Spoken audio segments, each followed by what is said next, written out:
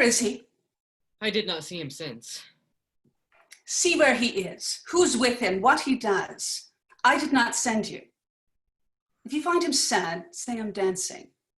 If in mirth, report that I am sudden sick. Quick, and return. Madam, methinks, if you did love him dearly, you do not hold the method to enforce the like from him. What should I do? I do not. In each thing give him way, cross him nothing. Thou teachest like a fool, the way to lose him. Tempt him not to so far. I wish, forbear. In time we hate that which we often fear.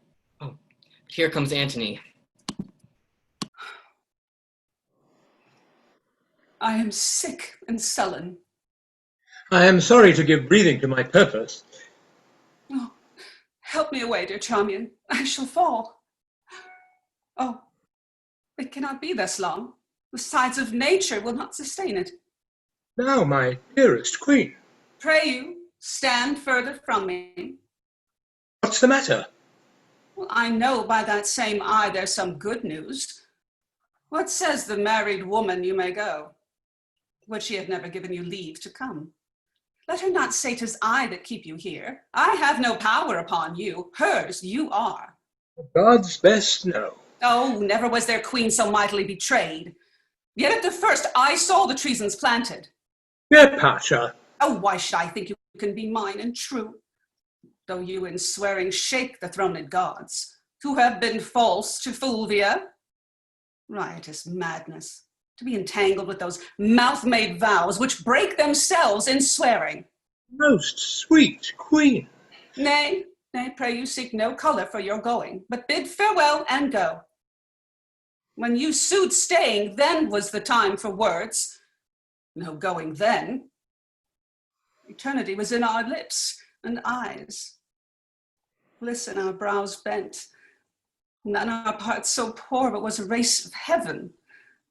We are so still. Or thou, the greatest soldier of the world, art turned the greatest liar. How now, lady? I would I had thy inches. Thou shouldst know there were a heart in Egypt. Hear me, queen. The strong necessity of time commands our services awhile, but my full heart remains in use with you. Our Italy shines o'er with civil swords. Sextus Pompeius makes his approaches to the port of Rome. Equality of two domestic powers breeds scrupulous faction. Hated, grown to strength, are newly grown to love. The condemned Pompey, rich in his father's honour, creeps apace into the hearts of such as have not thrived upon the present state, whose numbers threaten. And quietness, grown sick of rest, would purge by any desperate change. My more particular, and that which most with you should safe my going, is Fulvia's death. Though age from folly could not give me freedom, it does from childishness. Can Fulvia die? She's dead, my queen. Look here, and at thy sovereign leisure read the garboils she awakened. At the last, best, see when and where she died. O most false love! Where be the sacred vials thou shouldst fill with sorrowful water? Now I see, in Fulvia's death, how mine shall be received. Quarrel no more, but be prepared to know the purposes I bear, which are or cease as you shall give the advice. By the fire that quickens Nilus' slime, I go from hence thy soldier, servant, making peace or war, as thou affects. Cut my lace, Charmian, come. But let it be, I am quickly ill and well. So Antony loves. My precious queen, forbear, and give true evidence to his love, which stands an honourable trial. Oh, so Fulvia told me. I prithee, turn aside and weep for her. Then bid adieu to me, and say the tears belong to Egypt. Good, now play one scene of excellent dissembling, and let it look like perfect honor. You'll heat my blood, no more! Oh, you can do better yet, for this is meetly. Now, by my sword! Oh, and target. Still he mends. But this is not the best. Look, prithee, Charmian, how this Herculean Roman does become the carriage of his chaff. I'll leave you, lady. Courteous lord, one word. Sir, you and I must part. But that's not it. Sir, you and I have loved. But there's not it. That you know well. Something it is I would. My very oblivion is very Antony, and I am all forgotten. But that your royalty holds idleness your subject, I should take you for idleness itself. 'Tis sweating labor to bear such idleness so near the heart as Cleopatra this. But sir, forgive me, since my becomings kill me when they do not eye well to you. Your honor calls you hence. Therefore be deaf to my unpitied folly, and all the gods go with you. Upon your sword sit laurel victory, and smooth success be strewed before your feet. Let us go. Come. Our separation so abides and flies, but thou, residing here, goes yet with me. And I, hence fleeting, here remain with thee. Away!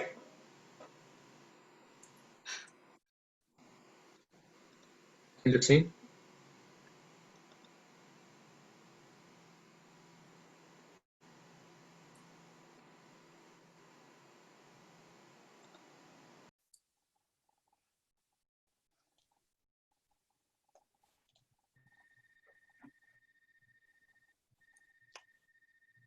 $3,000 ducats. Well, Aye, sir, for 3 months.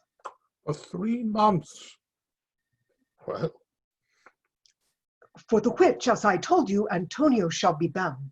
Antonio shall be bound. Well, May you stead me? Will you pleasure me? Shall I know your answer? 3,000 ducats for 3 months and Antonio bound. Your answer to that? Antonio is a good man. Have you heard any imputation to the contrary? Oh, no. My meaning in saying that he is a good man is to have you understand me that he is sufficient. Yet his means are in supposition. He hath an argosy bound to Tripolis, another to the Indies. I understand, moreover, upon the Rialto he hath a third at Mexico, a fourth for England, and other ventures he has squandered abroad. But ships are but boards, sailors but men. There be land rats and water rats, water thieves and land thieves. I mean pirates. And then there is the peril of waters, winds, and rocks. The man is notwithstanding sufficient. 3,000 ducats. I think I may take his bond. Be assured you may. I will be assured I may. And that I may be assured I will bethink me. May I speak with Antonio? If it please you to dine with us. Yes, to smell pork, to eat of the habitation which your prophet the Nazarite conjured the devil into. I will buy with you, sell with you, talk with you, walk with you, and so following, but I will not eat with you, drink with you, nor pray with you. What news on the Rialto? Who is he comes here? This is Senor Antonio. Oh, like a four-named publican he looks. I hate him for he is a Christian. But more than that, in low simplicity, he hands out money gratis and brings down the rate of usance here with us in Venice. If I could catch him once upon the hip, I will feed fat the ancient grudge I bear him. He hates our sacred nation, and he rails, even there where merchants most do congregate, on me, my bargains, and my well-won thrift, which he calls interest. Cursed be my tribe if I forgive him. Shylock, do you hear? I am debating of my present store, and by the near guess of my memory, I cannot instantly raise up the gross of full 3,000 ducats. What of that? Tubal, a wealthy Hebrew of my tribe, will furnish me. But soft, how many months do you desire? Rest you fair, good senor. Your worship was the last man in our mouths. Shylock, I'll bet I neither lend nor borrow, by taking nor giving of excess. Yet to supply the ripe wants of my friend, I'll break custom. Is he yet possessed how much you would? I 3,000 ducats. And for 3 months. I had forgot. 3 months. You told me so. Well then, your bond. And let me see. But hear you. Methought you said you neither lend nor borrow upon advantage. I do never use it. When Jacob grazed his uncle Laban's sheep, this Jacob from our Oliab Habram was, as his wise mother wrote in his behalf, the third possessor. He was the third. And what of him? Did he take interest? No, not take interest, not as you would say directly interest. Mark what Jacob did. When Laban and himself were compromised, that all the evenlings which were straked and pied should fall as Jacob's hire, the ewes being rank in end of autumn turned into the rams. And when the work of generation was between these woolly breeders in the act, the skillful shepherd pilled me certain wands, and in the doing of the deed of kind, he stuck 'em before the fulsome ewes, who then conceiving did in eaning time fall party-colored lambs, and those were Jacob's. This was a way to thrive, and he was blessed, and thrift is blessing if men steal it not. This was a venture, sir, that Jacob served for, a thing not in his power to bring to pass, but swayed and fashioned by the hand of heaven. Was this inserted to make interest good? Or is your gold and silver ewes and lambs? I cannot tell. I make it read as fast. But note me, Signor. Mark you this, Bassanio. The devil can cite scripture for his purpose. An evil soul producing holy witness is like a villain with a smiling cheek, a goodly apple rotten at the core. Oh, what a goodly outside falsehood hath. 3,000 ducats. It's a good round sum. 3 months from 12. Let me see. The rate. Well, Shylock, shall we be beholding to you? Signor Antonio, many a time and oft in the Rialto you have rated me upon my monies and my usances. Still, I have borne it with a patient shrug, for sufferance is the badge of all our tribe. You called me misbeliever, cutthroat dog, and spit upon my Jewish gabardine, and all for use of that which is mine own. Well then, it now appears you need my help. Go to then. You come to me and you say, Shylock, we would have monies. You say so, you that did void your room upon my beard, and foot me as you spurn a stranger cur over your threshold. Monies is your suit. What should I say to you? Should I not say, hath a dog money? Is it possible a cur can lend 3,000 ducats? Or shall I bend low, and in a bondsman's key, with bated breath and whispering humbleness, say this? Fair sir, you spat upon me on Wednesday last. You spurned me such a day. Another time you called me dog, and for these courtesies I'll lend you thus much monies. I am as like to call thee so again, to spat on thee again, and to spurn thee too. If thou wilt let this money, lend it not as to thy friends. For when did friendship take a breed for barren metal of his friend? But lend it rather to thine enemy, who, if he break, thou mayest with better face exact the penalty. Why, look you how you storm. I would be friends with you and have your love. Forget the shames that you have stained me with. Supply your present wants, and take no doit of usance for my monies, and you'll not hear me. This is kind I offer. This were kindness. This kindness will I show. Go with me to a notary. Seal me there your single bond, and in a merry sport.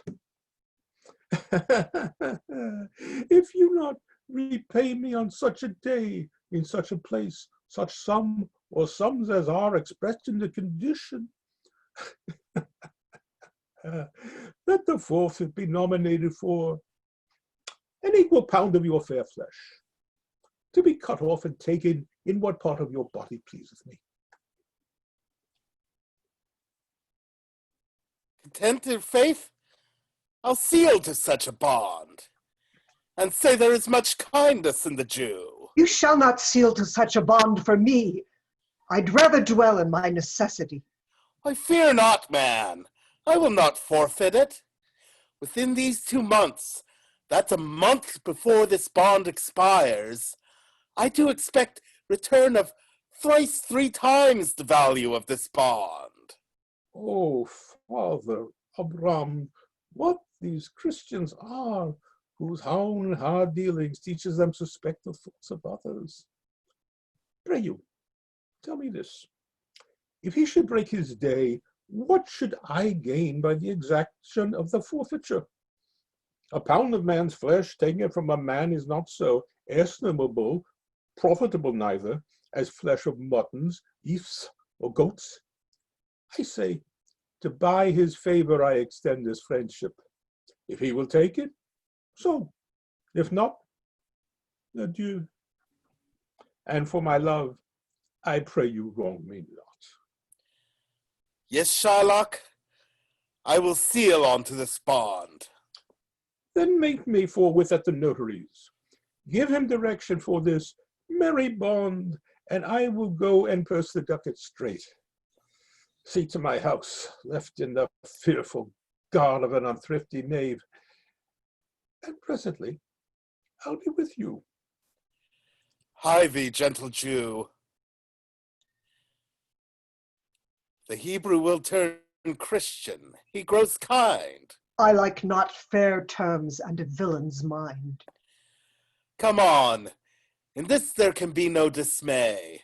My ships come home a month before the day.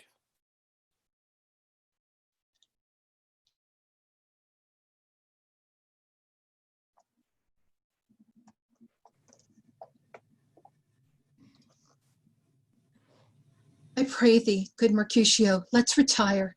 The day is hot, the capels are abroad, and if we meet, we shall not scape a brawl. For now, these hot days is the mad blood stirring. Thou art like one of those fellows that when he enters the confines of a tavern, claps me his sword upon the table and says, God send me no need of thee. And by the operation of the second cup, draws him on the drawer when indeed there is no need. Am I like such a fellow? Oh, come, thou art as hot as a jack in thy mood as many in Italy, and as soon moved to be moody, and as soon moody to be moved. And what two? Oh, nay, and there were 2 such. We should have none shortly, for one would kill the other. Thou wilt quarrel with the man that hath a hair more or less in his beard than thou hast. Thou wilt quarrel with a man for cracking nuts, having no other reason but because thou hast hazel eyes. What eye, but such an eye, would spy out such a quarrel?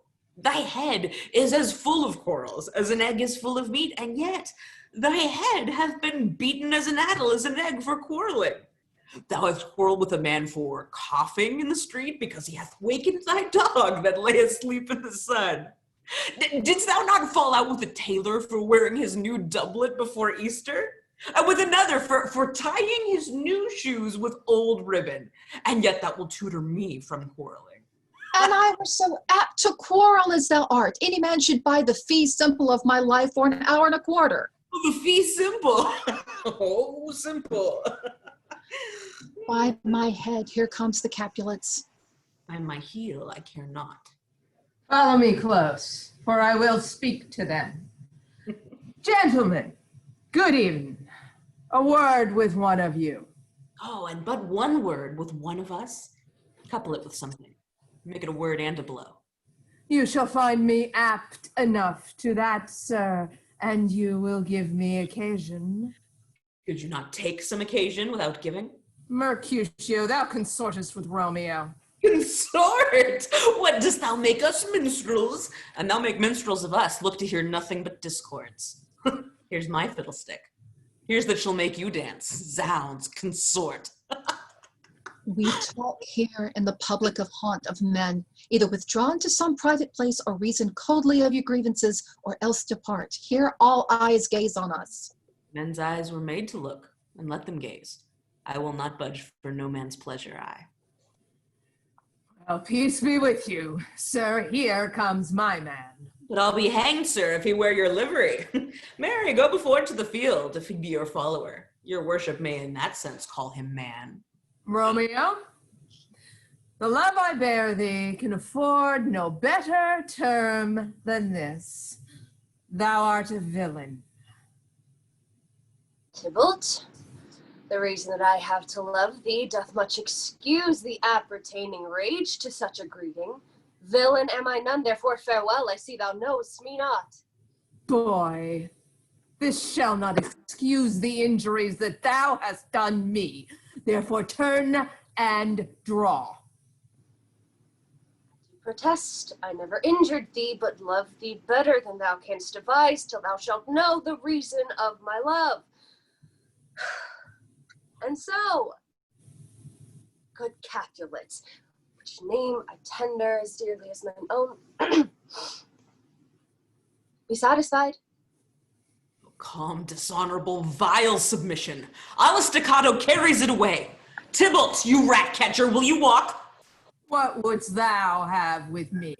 Good king of cats. Nothing but one of your 9 lives, that I mean to make bold withal. And as you shall use me hereafter, dry beat the rest of the 8. Will you pluck your sword out of his pilcher by the ears? Make haste, lest mine be about your ears before it be out. I am for you. Gentle Mercutio, put thy rapier away. Come, sir, you're passado. Draw Benvolio, beat down their weapons. Gentlemen, for shame, forbear this outrage. Tybalt, Mercutio, the prince expressly hath forbid the banding in Verona streets. Hold, Tybalt. Good Mercutio. I'm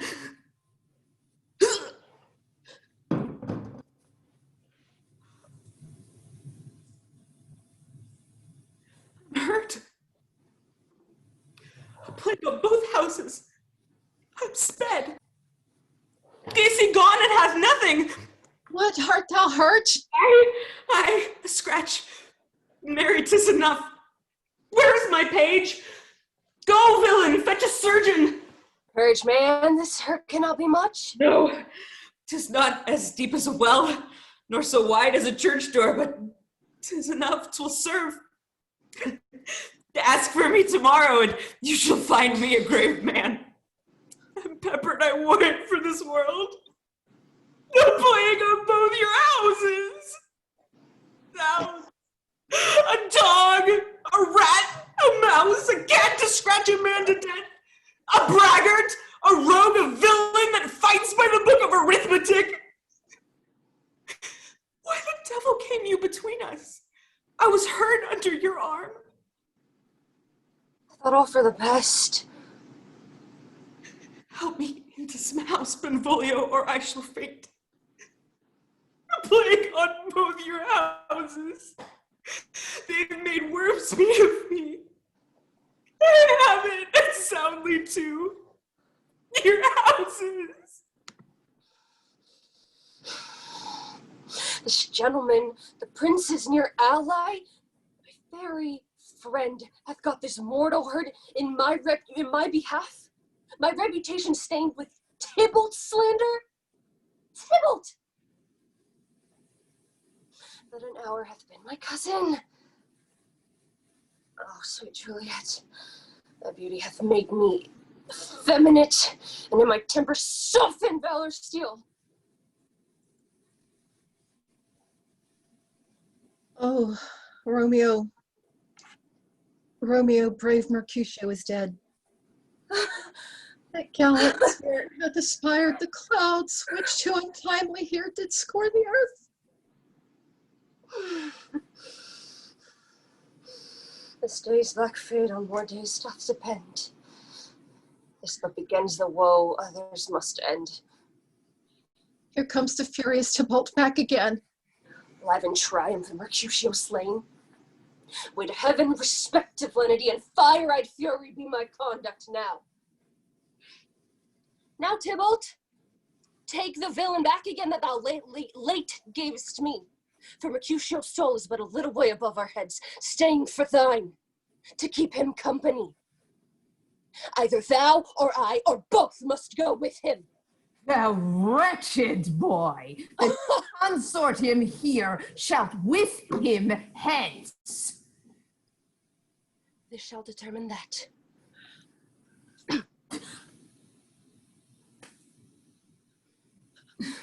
Romeo, away, be gone! The citizens are up, and Tybalt slain. Stand not amazed. The prince will doom thee death if thou art taken. Hence be gone, away. Oh, I am fortune's fool. What dost thou stay?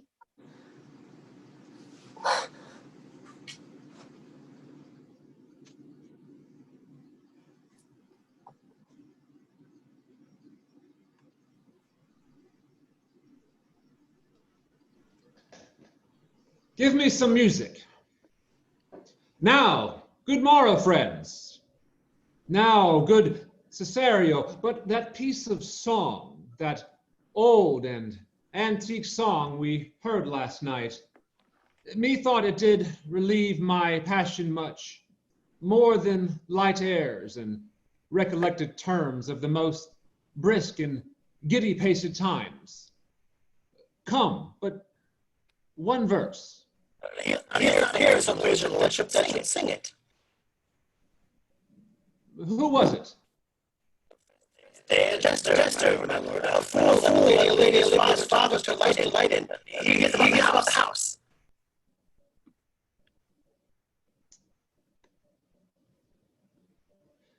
Give me some music. Now, good morrow, friends. Now, good Cesario, but that piece of song, that old and antique song we heard last night, methought it did relieve my passion much, more than light airs and recollected terms of those most brisk and giddy-paced times. Come, but one verse. He is not here, so please your lordship, that should sing it. Who was it? Feste the jester, my lord, a fool that Lady Olivia's father took much delight in. He is about the house. Seek him out, and play the tune the while. Come, hither, boy. If ever thou shalt love in the sweet pangs of it, remember me, for such as I am, all true lovers are, unstayed and skittish in all motions else, save in the constant image of the creature that is beloved. How dost thou like this tune? Gives the very echo to the seat where love is throned. Thou dost speak masterly. My life upon it, young though thou art, thine eye hath stayed upon some favor that it loves. Hath it not, boy? A little, by your favor. What kind of woman is it? Your complexion? She is not worth thee, then. What years in faith? About your years, my lord. Oh, too old, by heaven. Let still the woman take an elder than herself.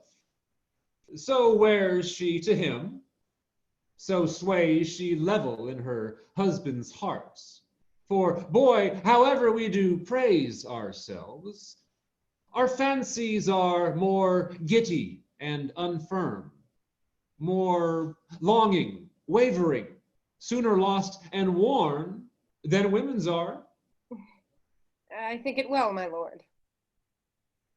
Then let thy love be younger than thyself, or thy affection cannot hold the bent. For women are as roses, whose fair flower, being once displayed, doth fall that very hour. And so they are.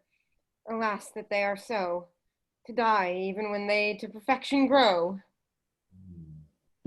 Oh, fellow, come. The song we had last night. Mark it, Cesario. It is old and plain. The spinsters and the knitters in the sun, and the free maids that weave their thread with bones, do use to chant it. It is silly sooth, and dallies with the innocence of love, like the old age. Are you ready, sir? Aye, prithee, sing. Come away, death, and in sad cypress let me be laid. Fly away, breath, I am slain by a fair cruel maid. My shroud of white stuck all with you, oh prepare it. My part of death no one so true did share it. Not a flower sweet, on my black coffin let there be strown. Not a friend greet my poor corpse where my bones shall be thrown. 1,000 sighs to save, lay me aware.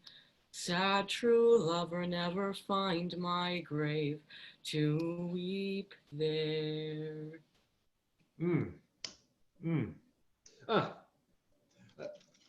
There's for thy pains. No pain, sir. I take pleasure in singing, sir. I'll pay thy pleasure then. Truly, sir, and pleasure will be paid one time or another. Well, give me now leave to leave thee. Now the melancholy god protect thee, and the tailor make thy doublet of changeable taffeta, for thy mind is a very opal. I would have men of such constancy put to sea, that their business might be everything and their intent everywhere, for that's it that always makes a good voyage of nothing. Farewell.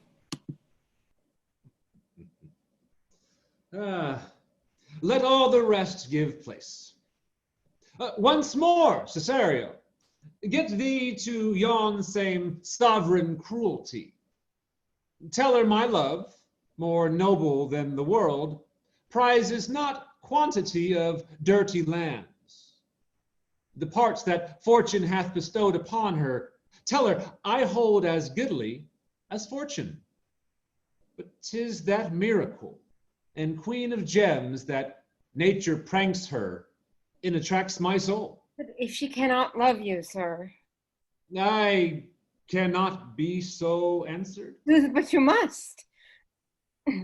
Say some lady, as perhaps there is, hath for your love as great a pang of heart as you have for Olivia. You cannot love her, you must tell her so. Must she not then be answered? There is no woman's sides can bide the beating of so strong a passion as love doth give my heart. No woman's heart so big to hold so much. They lack retention. Alas, their love may be called appetite, no motion of the liver, but the palate that suffer surefit cloyment and revolts. But mine is all as hungry as the sea, and can digest as much. Make no compare between that love a woman can bear me and that I owe Olivia.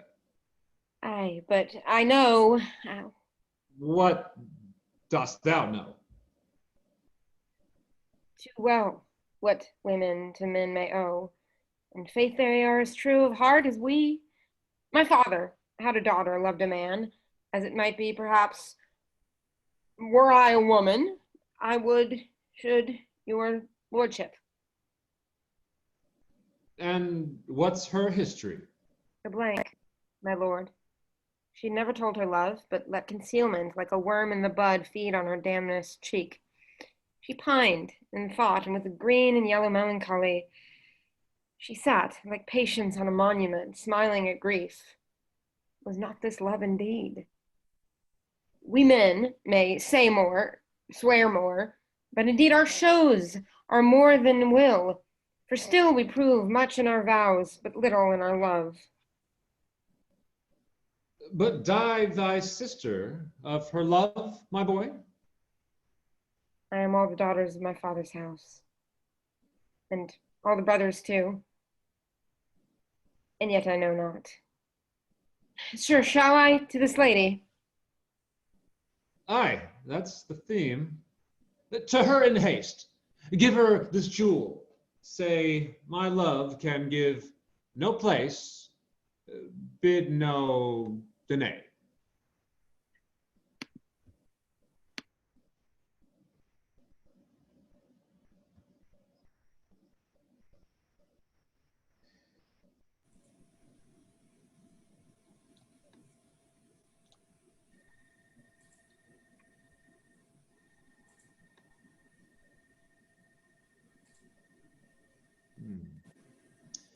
He's hearing of a cause. He will come straight. I'll tell him of you. Pray you do. I'll know his pleasure. Maybe he will relent. Alas, he hath but as offended in a dream. All sects, all ages smack of this vice, and he to die for it? All right, now what's the matter, Provost? Is it your will Claudio shall die tomorrow? Did I not tell you the yea? Hadst thou not order? Why wouldst thou ask again? Lest I might be too rash, under your good correction. I have seen when after execution judgment both repented or his doom. Go to. Let that be mine. Do you your office, or give up your place, and you shall well be spared. I crave your honor's pardon. What shall be done, sir, with the groaning Juliet? She's very near her hour. Dispose of her to some more fitter place, and that with speed. Here is the sister of the man condemned, desires access to you. Hath he a sister? Ay, my good lord, a very virtuous maid, and to be shortly of a sisterhood, if not already. Oh, let her be admitted. See the fornicatress be removed. Let her have needful but not lavish means. There shall be order for it. Save your honor.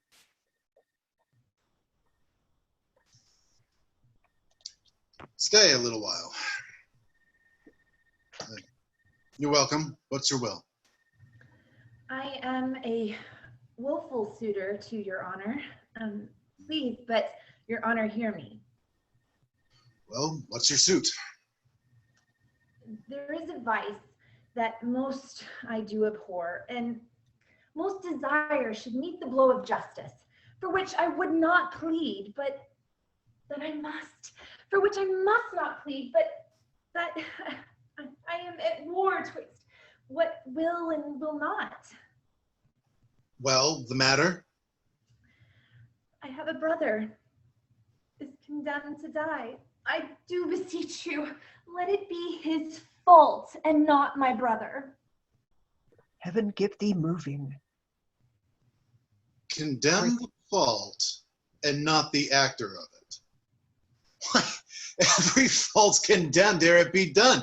Mine were the very cipher of a function to find the faults whose find stands in record and let go by the actor. Oh, just but severe law. I had a brother then. Heaven keep your honor. Give it not over so. To him again, entreat him, kneel down before him, hang upon his gown. You're too cold. If you should need a pin, you could not with more tame a tongue desire it. To him, I say. Must he needs die?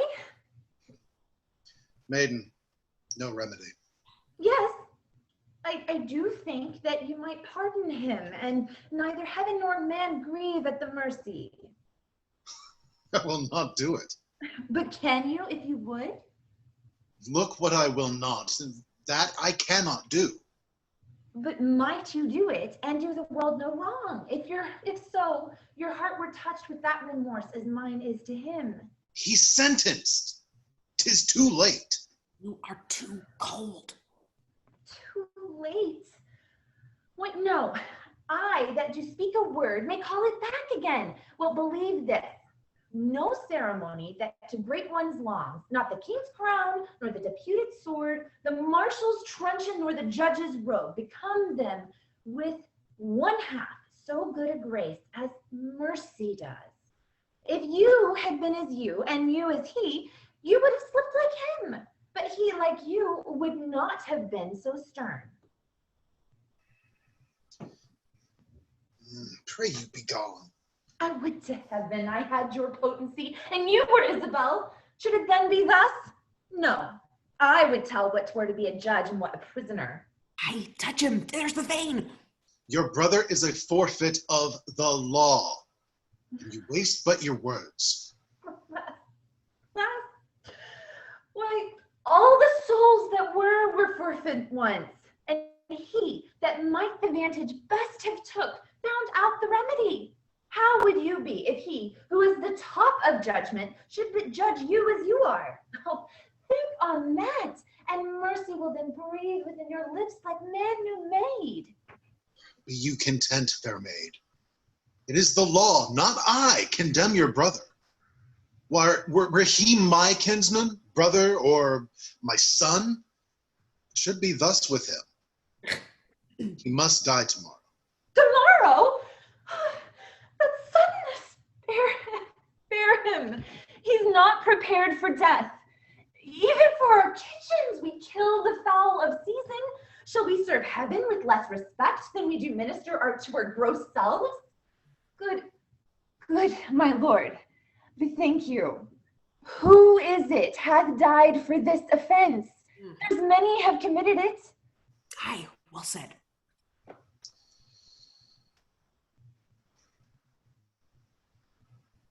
The law hath not been dead, though it hath slept. Those many had not dared to do that evil. It the first that did the edict infringe had answered for his deed. Now 'tis awake, takes note of what is done, and like a prophet looks in a glass that shows what future evils, either now or by remissness, new conceived, and so in progress to be hatched and born, are now to have no successive degrees, but ere they live do end. Yet show some pity. I show it most of all when I show justice. For then I pity those I do not know, which a dismissed offense would after gall, and do him right that, answering one foul wrong, lives not to act another. Be satisfied. Your brother dies tomorrow. Be content. So you must be the first that gives this sentence, and he that suffers. Oh, it's excellent to have a giant's strength, but it is tyrannous to use it like a giant. That's well said. Could great men thunder as Jove himself does, then Jove would ne'er be quiet. For every petty, pelting officer would use his heaven for thunder, nothing but thunder. Merciful heaven, thou with thy sharp and sulphurous bolts strikes the unwedgeable and gnarled oak rather than the soft myrtle. But man, proud man, dressed in a little brief authority, is most ignorant of what he's most assured. His glassy essence, like an angry ape, plays such fantastic tricks before high heaven as make the angels weep, who with our spleens would all themselves laugh mortal. Oh, to him, wench! He will relent. He's coming, I perceive it. Haven't she win him? We cannot weigh our brother with ourself. Great men may jest with saints, 'tis wit in men, but in the less foul profanation. Thou art in the right, girl. More of that. That in the captain's but a caloric word, which in the soldier is flat blasphemy. Art advised of that? More on it. Go. Why do you put these sayings upon me? Because authority, though it err like others, hath yet a kind of medicine in itself that skins the vice or the top.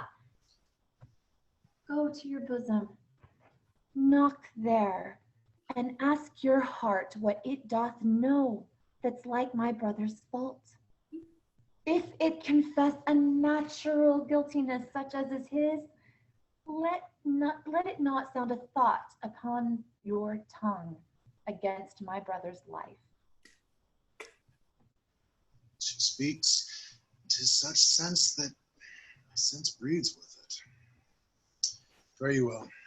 Gentle, my lord, turn back. I will bethink me. Come again tomorrow. Hark, how I'll bribe you. Good, my lord, come back. How?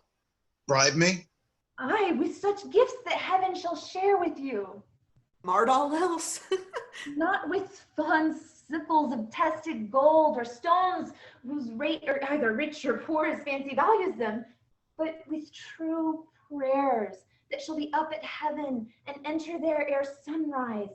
Prayers from preserved souls, from fasting maids, whose minds are dedicate to nothing temporal. Well, come to me tomorrow. Go to, 'tis well, away. Heaven keep your honor safe.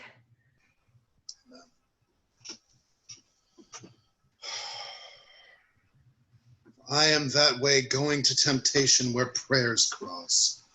At what hour tomorrow shall I attend your lordship? At any time forenoon. Save your honor. From thee, even from thy virtue. What's this? What's this? Is this her fault or mine? The tempter or the tempted? Who sins most, huh? Not she, nor doth she tempt. But it is I that, lying by the violet in the sun, do as the carrion does, not as the flower, corrupt with virtuous season. Can it be that modesty may more betray our sense than woman's lightness? Having waste ground enough, shall we desire to raise the sanctuary and pitch our evils there? Fie! What dost thou, or what art thou, Angelo? Dost thou desire her foully for those things that make her good? Oh, let her brother live. Thieves for their robbery have authority when judges steal themselves. What do I love her that I desire to hear her speak again and feast upon her eyes? What is it I dream on? Cunning enemy, that to catch a saint with saints dost bathe thy hook. Most dangerous is that temptation that doth goad us on to sin in loving virtue. Never could the strumpet with all her double vigor, art, and nature once stir my temper, but this virtuous maid subdues me quite. Ever till now, when men were fond, I smiled and wondered how.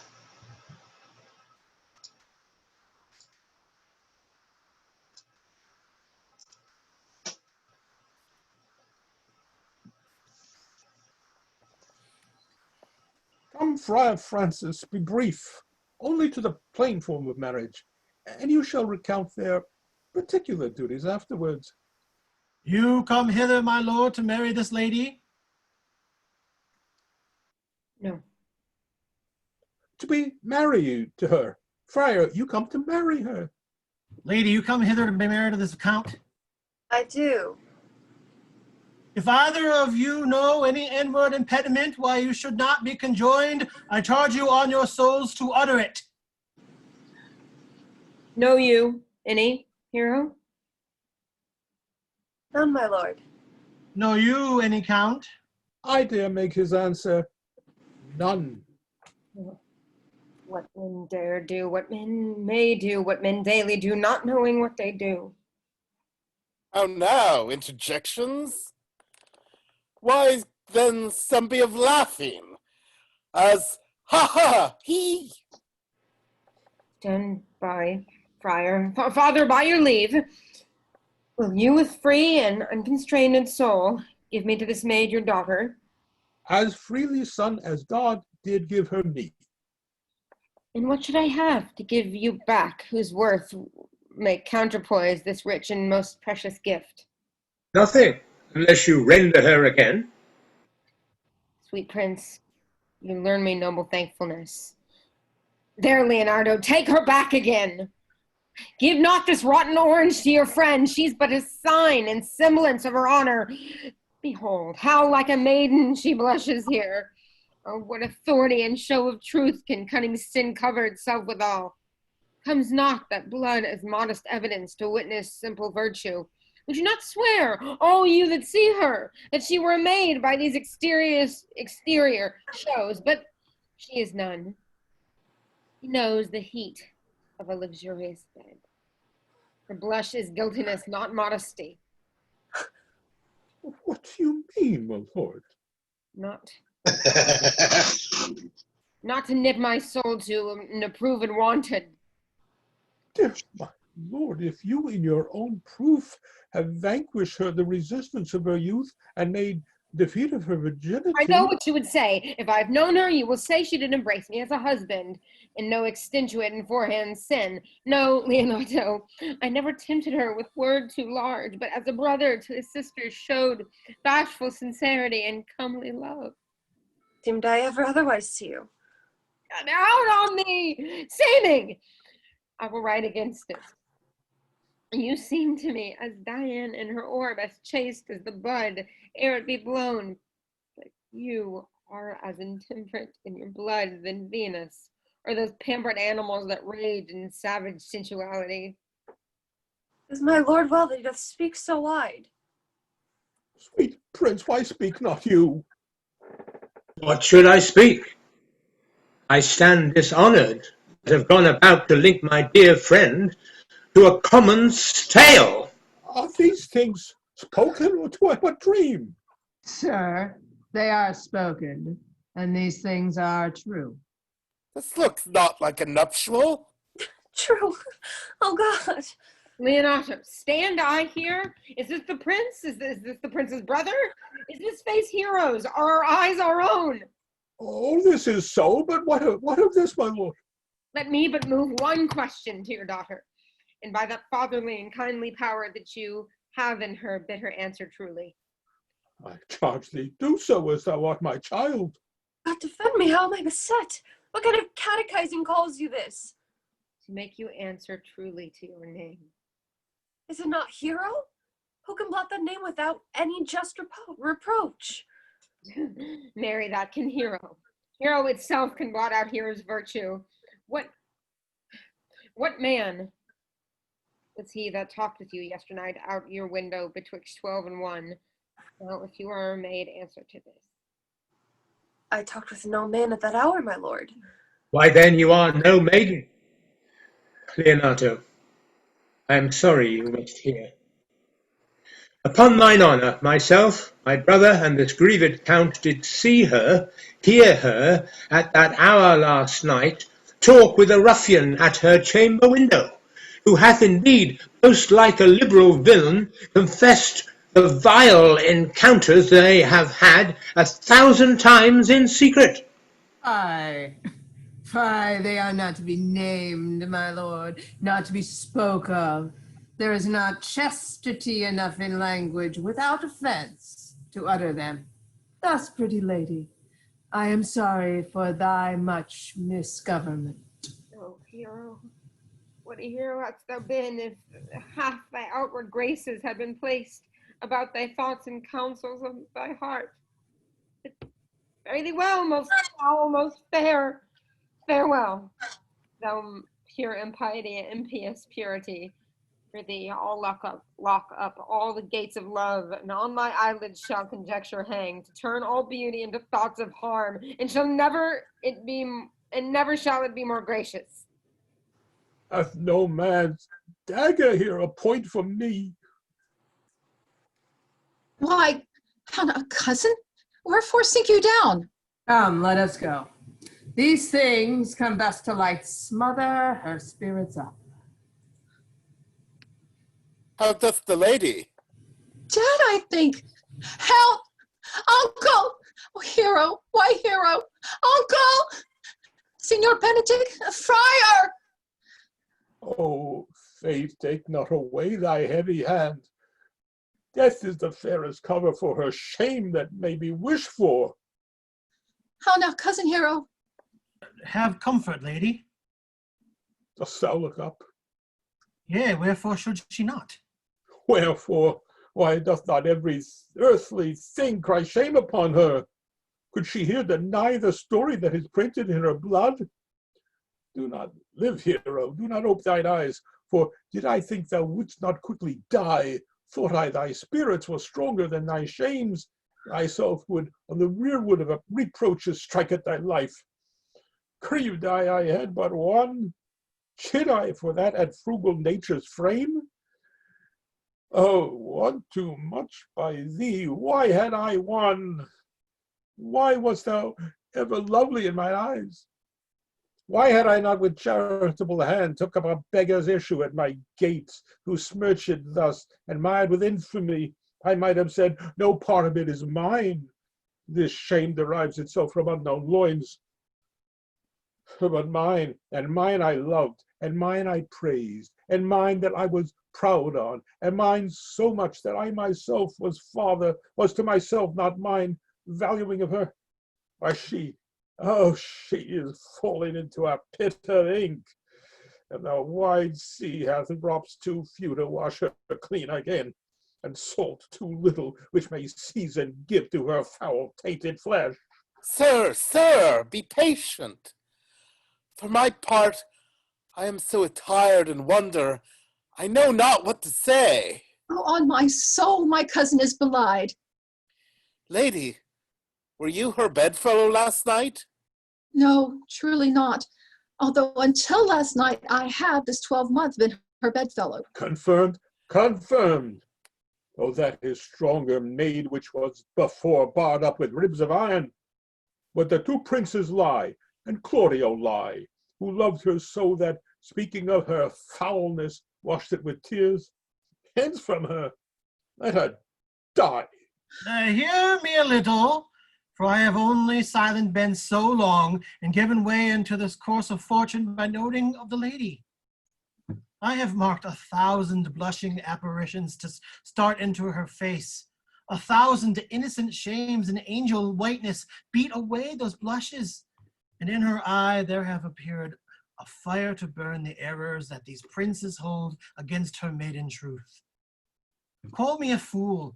Trust not my reading nor my observations, which with experimental seal doth warrant the tenor of my book. Trust not my age, my reverence, calling, nor divinity, if this sweet lady lie not guiltless here under some biting error. Friar, it cannot be. Thou seest that all the grace that she hath left is that she will not add to her damnation a sin of perjury. He not denies it. Why seekst thou then to cover with excuse that which appears in proper nakedness? Lady, what man is he who you are accused of?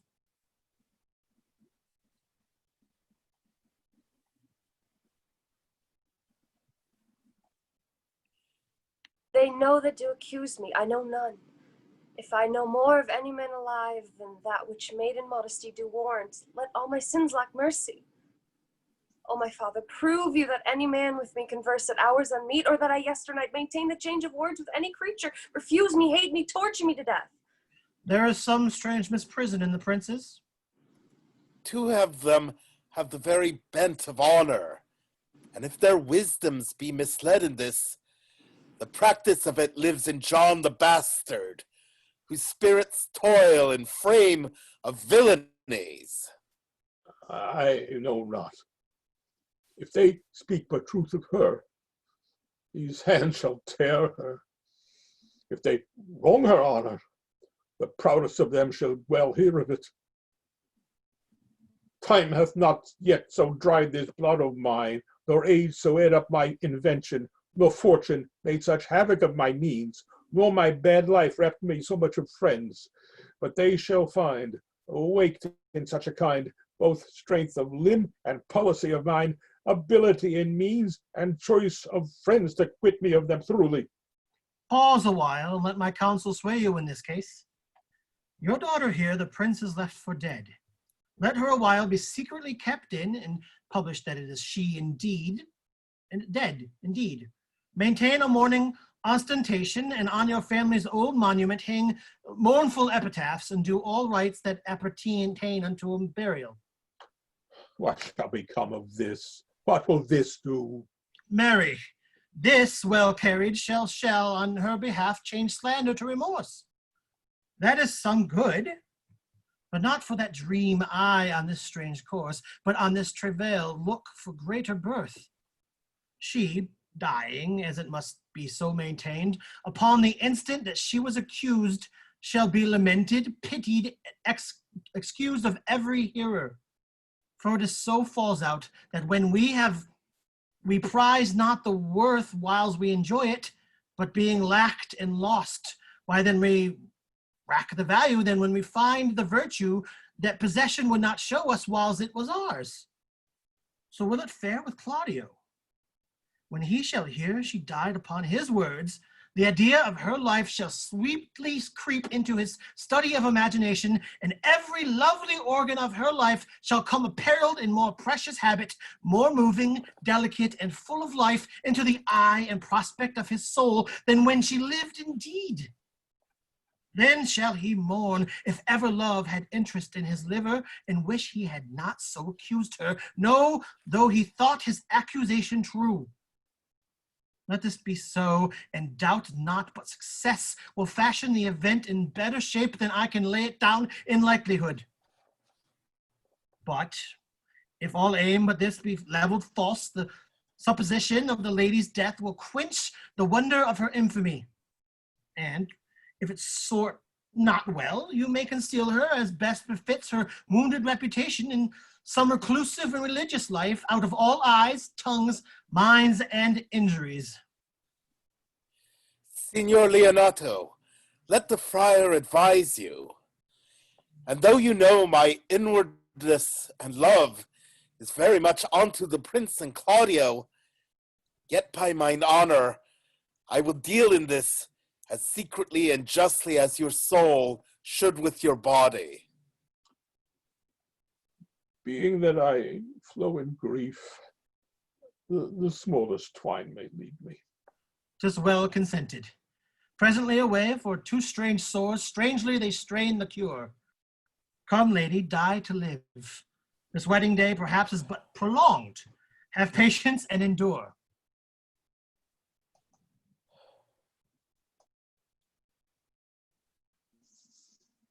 Lady Beatrice, have you wept all this while? Yea, and I will weep a while longer. I will not desire that. You have no reason. I do it freely. Surely I do believe your fair cousin is wronged. Oh, how much might the man deserve of me that would write her? Is there any way to show such friendship? A very even way, but no such friend. May a man do it? It is a man's office, but not yours. I do not love nothing in the world so much as you. Is not that strange? As strange as the thing I know not. It were possible for me to say I loved nothing so well as you, but believe me not, yet I lie not. I confess nothing, nor I deny nothing. I'm sorry for my cousin. By my sword, Beatrice, thou lovest me. Do not swear and eat it.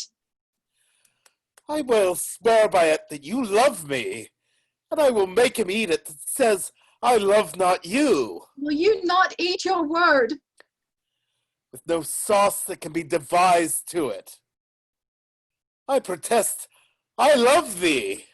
Why then, God forgive me. What offense, sweet Beatrice? You have stayed me in a happy hour. I was about to protest I loved you.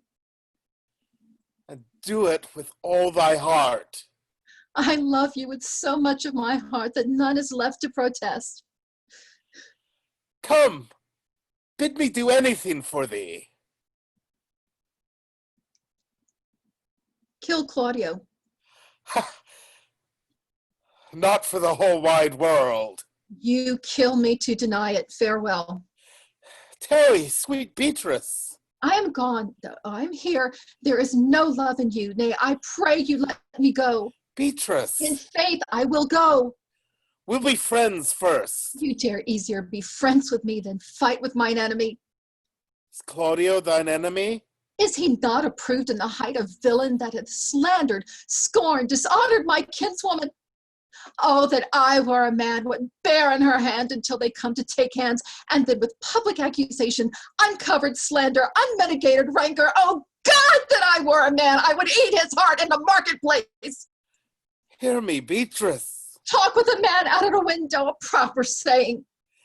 Nay, but Beatrice. Sweet hero, she is wronged, she is slandered, she is undone. Beach. Princes and counties, surely a princely testimony, a goodly count confect, a sweet gallant, surely. Oh, that I were a man for his sake, or that I had any friend would be a man for my sake. But manhood is melted into curtsies, valor into compliment, and men are only turned into tongue and trim ones too. He is now as valiant as Hercules and only tells a lie and swears it. I cannot be a man with wishing, therefore I will die a woman with grieving. Tarry, good Beatrice. By this hand, I love thee. Use it for my love some other way than swearing by it. Think in your soul the Count Claudio has wronged Hero? Yea, as sure as I have a thought or a soul. Enough. I am engaged. I will challenge him. I will kiss your hand, and so I leave you.